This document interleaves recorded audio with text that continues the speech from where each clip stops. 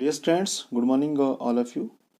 आज का हमारा जो टॉपिक है ह्यूमन सेटलमेंट के तहत आज इस टॉपिक का हम अध्ययन करेंगे urban settlement, classification of the urban settlement and function of urban centres. Okay, ये आज हमारा जो है वो टॉपिक जो रहेगा। इस टॉपिक के तहत हम देखेंगे कि अर्बन सेटलमेंट, जिसको हम नगरीय बस्तियां बोलते हैं, इससे पहले आपने जो है ग्रामीण बस्तियों के बारे में अध्ययन किया होगा। आज का जो हमारा टॉपिक रहेगा वो है नगरीय बस्तियां। ठीक है, नगरीय बस्तियां क्या होती हैं? नगरीय बस्तियां एक ऐसा आवास स्थल जहां के लोगों का मुख्य जो आर्थिक क्रिया होती है निर्माण उद्योग, व्यापार और प्रशासन तथा सेवाएं होती हैं। नगरीय बस्तियों को हम अधिकतर जो है उनकी जनसंख्या के आकार और उनके कार्यों के अनुसार जो है वो प्रभाषित जो है वो करते हैं। ठीक है, तो नगरीय जो बस्तियां हैं वो एक तरह से देखें तो एक नूतन परिघटना है। कुछ समय पूर्व जो है तक बहुत ही कम बस्तियां कुछ हजारों से अधिक निवासियों वाली होती थी। प्रथम नगरीय बस्ती लंदन नगर की जनसंख्या लगभग 1800 ईस्वी तक 10 लाख हो गई थी और 1982 में विश्व में करीब 175 नगर 10 लाख से अधिक जनसंख्या वाले थे। 1800 में विश्व की केवल 3% जनसंख्या नगरीय बस्तियों में निवास करती थी, जबकि वर्तमान समय में अगर हम देखें तो 2017 में जो है 54% जनसंख्या जो नगरों में निवास करती थी। तो अगर हम 1800 के ईयर को देखते हैं तो उस वक्त जो है नगरीय जनसंख्या जो 3% थी। 1850 में देखें तो 6% थी। 1900 में देखें जो 14% थी। 1950 में देखें तो वो 30% थी। 1982 में देखें तो वो 37% थी। 2001 में देखें 48% थी। तो 2017 में देखें तो 54% जनसंख्या जो नगरीय जनसंख्या विश्व में जो निवास करती है। तो इस तरह से हमारे को ये अनुमान लगता है कि लगातार जो है नगरों की जनसंख्या जो है वो जो जनसंख्या है लगातार जो है वो बढ़ रही है। अब नगरीय बस्तियों का वर्गीकरण हम देखते हैं कि नगरीय क्षेत्रों की परिभाषा एक देश से दूसरे देश में भिन्न है। वर्गीकरण का कुछ सामान्य आधार जो है एक जनसंख्या का आकार होता है और दूसरा जो है मानव द्वारा किए जाने वाले जो व्यवसाय होते हैं और वहाँ का जो प्रशासकीय जो ढांचा होता है उसके आधार पर भी जो हम जो है नगरीय बस्तियों का जो वो वर्गीकरण करते हैं। अब सबसे पहले लेते हैं हम जनसंख्या का आकार। ओके, अब जनसंख्या का आकार जब हमने लिया तो इसमें हम देखेंगे कि जनसंख्या के आकार में जो है नगरीय क्षेत्रों को परिभाषित करने के लिए अधिकतर देशों ने इसी मापदंड को अपनाया है। नगरीय क्षेत्र की श्रेणी में आने के लिए जनसंख्या के आकार की निचली सीमा जो है दक्षिण अमेरिका का कोलंबिया देश में जो है 1500, अर्जेंटीना एवं पुर्तगाल में 2000, संयुक्त राज्य अमेरिका में एवं थाईलैंड में जो है 2500 और भारत में जो है 5000, जापान में जो है 30,000 व्यक्ति हैं। भारत में जनसंख्या के अतिरिक्त जनसंख्या घनत्व को भी हम लेते हैं। यदि किसी एरिया में 400 व्यक्ति प्रति वर्ग किलोमीटर हो तो उस भाग को उस क्षेत्र को हम जो है वो नगर कहते हैं। साथ साथ वहाँ की जनसंख्या गैर कृषि कार्य में लगी हो। विभिन्न देशों में अगर हम देखते हैं तो घनत्व अधिक है, कम होने की स्थिति में भी घनत्व वाला मापदंड उसी के अनुरूप जो है बढ़ाकर या घटा दिया जाता है। जैसे कि डेनमार्क है, स्वीडन है या फिनलैंड है में 250 व्यक्तियों की जनसंख्या वाले सभी क्षेत्र नगरीय क्षेत्र कहलाते हैं। आइसलैंड में नगर में होने के लिए जो है न्यूनतम जनसंख्या 300 होनी चाहिए, जबकि कनाडा और वेनेजुएला में जो है ये जनसंख्या जो है 1000 व्यक्ति होने चाहिए, तभी जो है उस क्षेत्र को हम जो है वो नगर बोलते हैं। तो ये जनसंख्या का आकार होता है। इसी मापदंड को जो है वो बहुत सारे देश जो है वो फॉलो करते हैं। अगला जो आता है हमारे पास वो आता है व्यावसायिक संरचना आती है, ऑक्यूपेशनल जो स्ट्रक्चर आता है। तो कुछ देशों में जो है इसमें हम देखते हैं,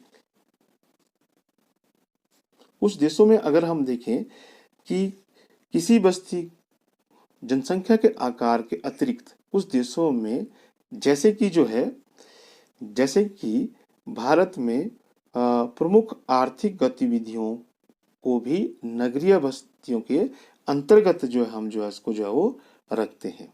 इसके लिए भी मापदंड जो है वो माना जाता है। इसी प्रकार इटली में उस बस्ती को जो है हम जो है क्या बोलेंगे, नगर कहा जाता है, जहाँ के आर्थिक रूप से उत्पादक जनसंख्या का लगभग 50% गैर कृषि कार्यों में लगा हुआ है। भारत में ये मापदंड जो है वो 75% रखा गया हुआ है। तो ये ऑक्यूपेशनल स्ट्रक्चर को जो हम जो इसको लेते हैं। ओके, उसके बाद हमारे पास आता है प्रशासन आता है। कुछ देशों में किसी बस्ती को नगरीय बस्ती में अगर हमने वर्गीकृत करना है तो वहाँ पे जो है किए जाने वाले जो प्रशासनिक जो ढांचा होता है उसके आधार पर जो हम जो उसको उस भाग को हम जो वो नगर कहते हैं। ठीक है, जैसे कि भारत में अगर हम लें तो भारत में किसी भी आकार की बस्तियों को नगर के रूप में वर्गीकृत किया जाता है, जहाँ पे क्या हो, नगर पालिका हो या फिर छावनी बोर्ड हो या अधिसूचित जो है नगरीय क्षेत्र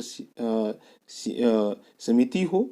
इस प्रकार से लैटिन अमेरिका के देशों में ब्राजील, बोलिविया में जनसंख्या के आकार को ध्यान रखते हुए किसी भी प्रशासकीय केंद्र को नगरीय केंद्र जो है वो माना जाता है।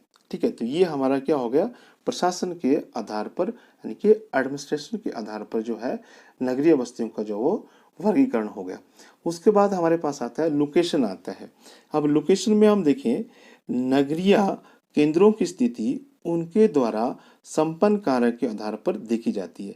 उदाहरण के तौर पर किसी अवकाश सरागाह की स्थिति के लिए जो आवश्यक बातें होनी चाहिए वो औद्योगिक नगर, सेना नगर, समुद्री पतन के नगर के लिए आवश्यक स्थितियों से भिन्न होती है। और जो भी नगर जो है किसी तरह से जो है वो सुरक्षा की दृष्टि से जो है वो ऐसी जगह पर बनाए जाते हैं जो हर तरह से जो है नेचुरल रूप से जो वो सुरक्षित जो हो। जैसे कि हम बोलेंगे खनिज नगरों के लिए क्षेत्रों में आर्थिक दृष्टिकोण का उपयोग, खनिजों में पाया जाने वाला वहाँ पे बहुत ही जो खनिज वहाँ पे पाए जाते हैं वो बहुत ही आवश्यक होते हैं। औद्योगिक नगरों के लिए स्थानीय शक्ति के साधन, कच्चा माल, पर्यटन केंद्र के लिए आकर्षक जो दृश्य हैं और समुद्री जो तट हैं या फिर औषधीय जो जल है वाला झरना है या कोई ऐतिहासिक जो अवशेष हैं पतन के लिए जो हो वहाँ पे पोताश्रय होने चाहिए। और इसी प्रकार प्राचीन नगरीय बस्तियों की स्थिति जल, गृह निर्माण सामग्री एवं उपजाऊ भूमि उपलब्धता पर निर्भर करती है। यद्यपि वर्तमान में भी उपरोक्त कारकों का जो महत्व है वो कम नहीं हुआ है, फिर भी हम आधुनिक जो टेक्नोलॉजी है के कारण ऐसे क्षेत्रों में भी नगरीय बस्तियों को विकसित हो रही है जहाँ पर सारी सुविधा ना होने पर भी वो वहाँ पे वो बस्तियाँ जो है वो नगरीय बस्तियाँ डेवलप हो रही हैं। पाइपलाइन के द्वारा जल को दूर दूर तक पहुंचाया जा सकता है एवं जो ट्रांसपोर्ट फैसिलिटी है उनके माध्यम के द्वारा जो है वो गृह निर्माण सामग्री को भी जो है उस स्थान पर पहुंचाया जा रहा है। तो इस प्रकार से हम बोल सकते हैं कि नगरीय बस्तियों के विस्तार में स्थान के अलावा उनकी स्थिति महत्वपूर्ण भूमिका निभाती है। तो ये हमारे लिए जो है महत्वपूर्ण भूमिका जो है वो निभा रही होती है। जो नगर जो है महत्वपूर्ण व्यापारिक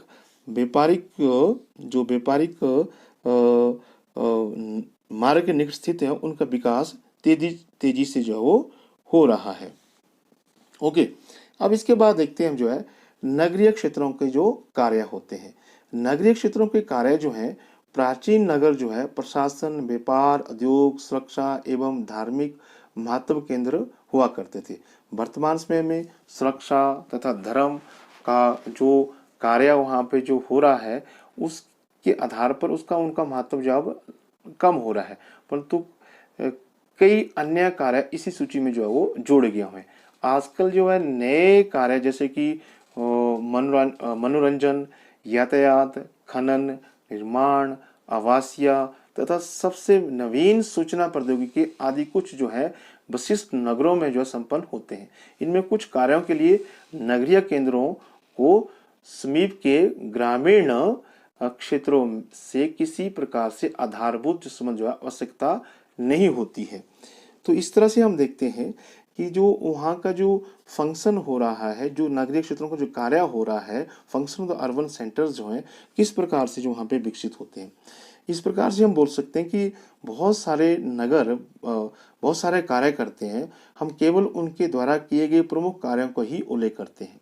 उदाहरण के तौर पर हम जो है इस प्रकार से हम लेते हैं, जैसे कि सैफीफील्ड को औद्योगिक नगर, लंदन को पतन नगर, चंडीगढ़ को हम लेते हैं जो हमारे इंडिया में है प्रशासकीय नगर के रूप में सोचते हैं।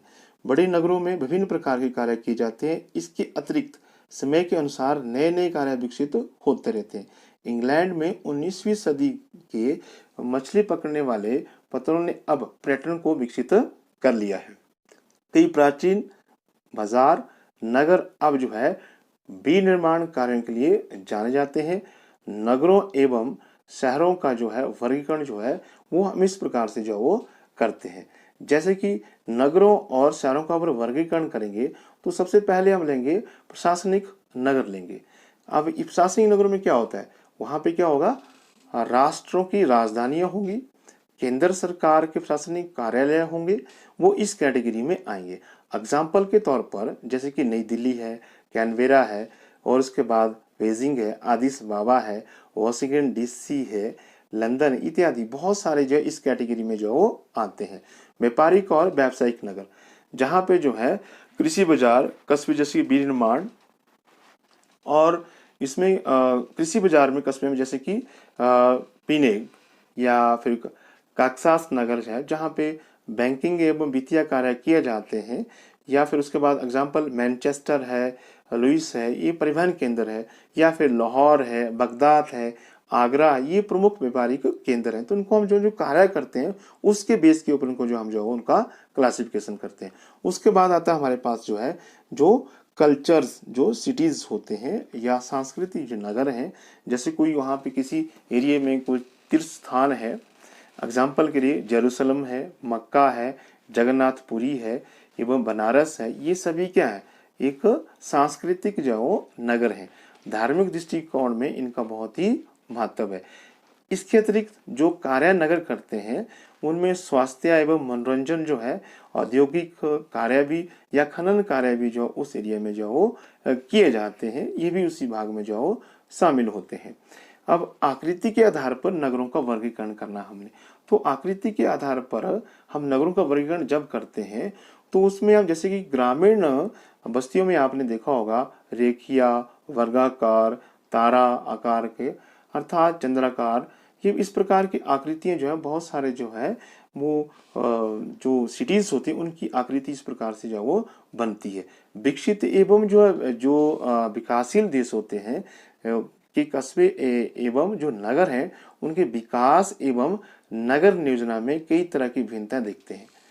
विकसित देशों में अधिकतर नगर जो है वो योजनाबद्ध तरीके से बनाए जाते हैं, जबकि विकासशील देशों में जो है अधिकतर नगर जो होते हैं उनकी जो उत्पत्ति होती है वो ऐतिहासिक आधार पर होती है।